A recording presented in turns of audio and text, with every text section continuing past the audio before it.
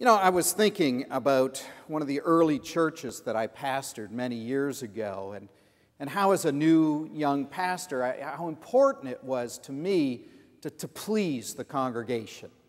I wanted to come off looking a certain way, appear a certain way. And I remember early on in that ministry, it was a Sunday morning, I'd called the children up to the steps of the church, to the steps of the chancel, for a children's time. It was one of those churches where you could sort of sit on the steps and all the children could gather around you. And as I started to speak, and all these children were gathered around me, and in fact, my own daughter was there, and she was sort of snuggled up against her dad, and it was just kind of a nice feeling. And I began to lead the story time for the children, and I noticed that my daughter was kind of looking me up and down for a moment, and then she started to tug on my sleeve.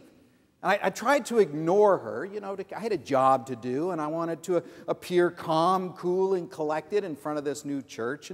But she continued to tug. She'd say, "Dad, Dad." And I'd say, "Not now, sweetheart. I'm doing the children's time, but I'll talk to you a little later on." And I tried to continue with the children's time. You know, I figured people were going to try and see, well, how does this dad handle his child in public, you know? But she continued, "Dad, Dad." And I said, "Well, what is it?" And she leans over thinking she's talking quietly to me, but she's actually talking into my lapel mic. She says, "Dad, Dad, you have a hair growing out of your ear."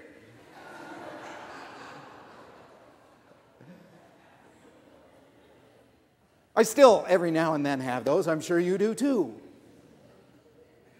But it dawned on me that there is no shortage in this world for life to give us opportunities to remind us that sometimes our life is not our own. As much as we think we are in control of everything, as much as we think we are managing it all fine, as much as we work to create a persona that we want to share with the world around us, life delivers us these opportunities to remind us that we are not as much in control as we'd like to think. Sometimes they're little embarrassing moments, your child announcing into your lapel mic that you have a hair growing out of your ear. But sometimes they're much more serious. Sometimes life can bring to us crisis. Crisis in our families, crisis in our marriages, crisis in our own faith, crisis of health.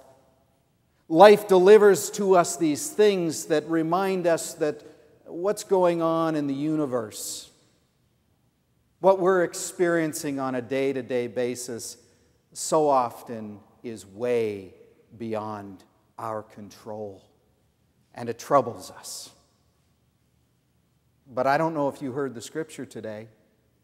The scripture that Beth read from 2 Corinthians, Paul said that God's grace is sufficient. You may remember about a year ago or so, I preached a sermon where that was the refrain. I had you kind of recite it back to me. God's grace is sufficient. Because I wanted you to remember that no matter what the trial in your life, no matter what the temptation in your life, no matter what the crisis in your life, God's grace is sufficient. Now, if you were listening closely to Paul's letter, the second letter to the Corinthians, you will have noticed that Paul said God's grace is sufficient, and then he said something else right after it. He said, "For God's power is made great in weakness."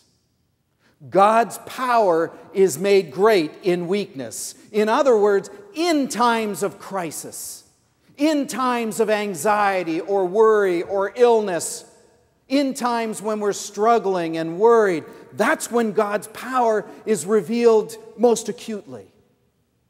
That's where God does God's best stuff. I don't know if you noticed in John's gospel, John said, "In the fullness of Christ's life, we have received grace upon grace." And if I had been writing John's gospel, I would have thrown one more in just for good measure, upon grace.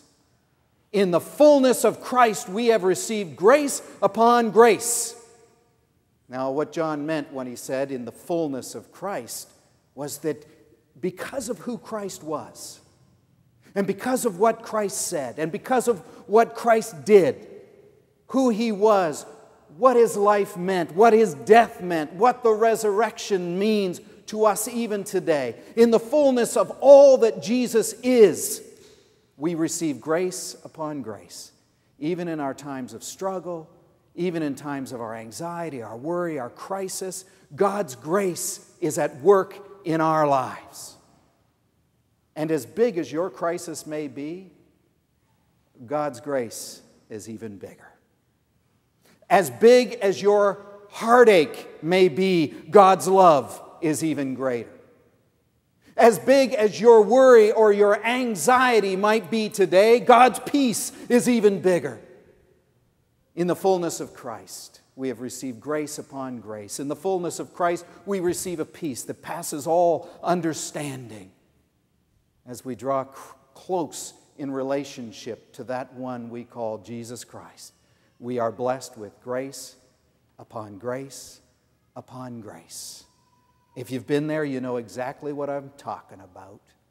Now, I need to kind of illustrate this for you here. And sometimes it's big, sometimes it's not that big, but always God's grace is at work and supplying our every need and strengthening us. God's grace is sufficient. Friday, I got back in town Thursday afternoon and, of course, spent my afternoon going through all the emails that people were so graciously kind to leave me while I was out of town. And Friday, I got back into the office and started dealing with the snail mail and all the other messages and things that had to be dealt with. And you know, going away is a great thing, and you always say it's great coming back. But when your first day back is a day on the job, you get a little discouraged. It's like, oh man, look at all the mail I have to deal with, the email. It's just kind of, you know, it's a struggle. I had meetings already lined up for Friday. But Friday afternoon, my friend Ted Huddle did something very kind for me.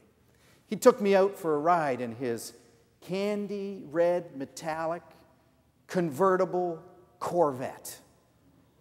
5-point whatever liter. Big enough liter to rumble and grumble our way through town. He turned the rumble down a bit as we went by the police station, but I'm not saying any more than that.